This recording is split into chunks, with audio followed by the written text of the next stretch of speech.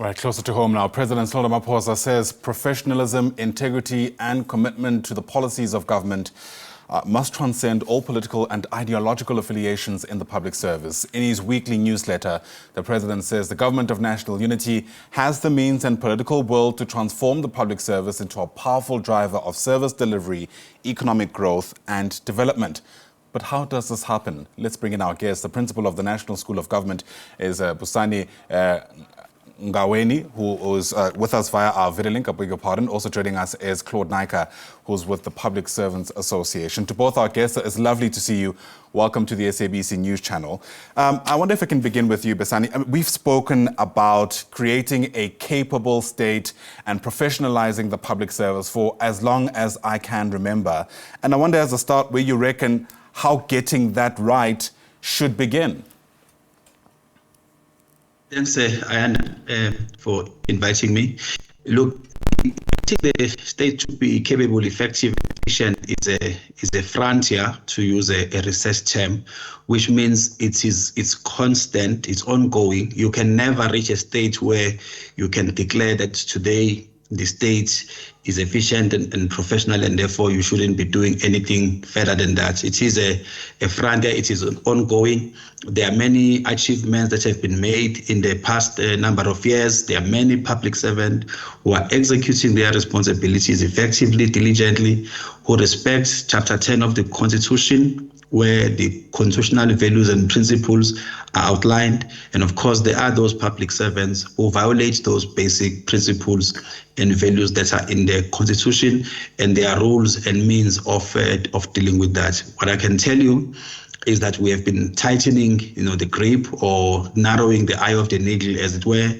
Several measures have been introduced to make sure that the state employs the best people available who are willing to serve the public and not people who are self-serving. Yeah, can you perhaps take us through, 2 or 3 of some of those measures? Let me give you an example based on the newsletter that President Cyril Ramaphosa issued earlier this week. So, for example, there are now compulsory pre-entry assessments that people can do even before they get shortlisted into interviews. That is part of narrowing the eye of the needle. Secondly, there are integrity exams that will soon be introduced for people who are shortlisted to work in the public sector. There is now compulsory induction that everybody is going through from level 1 up to the level of the Director General. And most importantly, we are introducing a new system of assessing the suitability of people to serve as heads of departments and municipal managers. In the past, Ayanda, a minister will convene a panel with 2 other ministers plus a Director General. That makes it 4, and they will then assess and make a recommendation to Cabinet for approval. Here I'm talking both national as well as provincial cabinet. Going forward, the Public Service Commission will now be adding 2 independent experts into the interviewing panel. What this means is the team of 3 ministers plus the Director General, who previously constituted a panel, will now have 2 independent experts who will be deployed there by the Public Service Commission, which also now has a role of supervising and quality assuring those processes, such that these experts will test whether or not this individual being interviewed is suitable for the role that the person is being interviewed for. Of course, by that time, that person should have met all minimum requirements, including passing Nugela, which is a pre-entry assessment that is administered by the National School of Government. This is but one of those shock absorbers that we're adding onto the system, so that the people who get appointed are suitable for the roles and the positions that they are going to play. And of course, in addition, as I said, there will be a compulsory integrity assessment that everybody should do, which other people like at SARS, the SIU are going through. We will make that universal. In addition to that, there will be compulsory induction that people must go through so that they are prepared to execute their responsibilities effectively. Sure.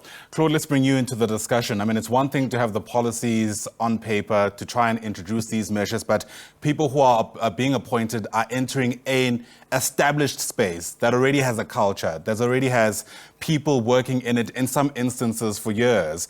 I wonder what, Labour, is responding to this by saying, because in many respects, we can never get this right until we have the buy-in of workers who are already in the system. Absolutely correct. Yeah, very good morning to you. And the public sector being the largest employer, what better way to make sure that our government of national unity works? And I think the public service is a yardstick in which we can actually do this. But I think from our side, apart from the appointment and selection, I think we also need to pay particular attention to those that are currently in service. If you get a person that actually gets employed in the public service, you generally get somebody that's going to be employed there for a lifetime. And if you look at the demographics and you look at the trends in the public service, you generally get people there that are working for a long time. And in 2021, at the Public Service Summit, we signed a declaration to say, listen, that we need to professionalize the public service. Emphasis from the Public Service Association should be on the staff that you currently have.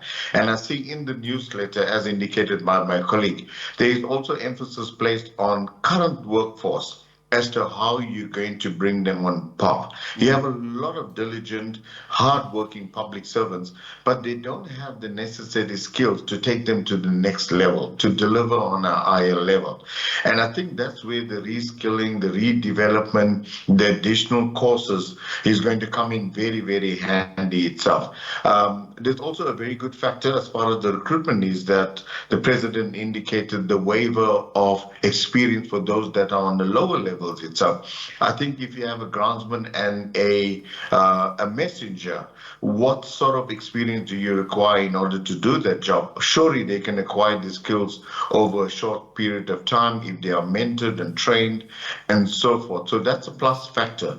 But I think going forward, from our side, I think a lot of emphasis need to be placed on the current workforce, on reskilling them. Currently, most of the public servants are in the age gap between 40 to 55. Some of them have in the region of 20, 15 years to still go. So I think they can make a lot of difference in the public service if we hone on to those public servants and try and reskill and redevelop those ones. Sure. Yeah, there's so much else to be said. You know, skills is one thing, but of course, working on the culture is another. Gentlemen, I am loath to say that unfortunately we're going to have to leave it here. Plenty of other news on the go that we have to cover. Hopefully we'll get another opportunity to really ventilate what I think is an incredibly important conversation. Busani, Ngaweni, I beg your pardon, is the principal of the National School of Governance. Also joining us there is Claude Naiker from the Public Servants Association. To both our guests, thanks very much indeed.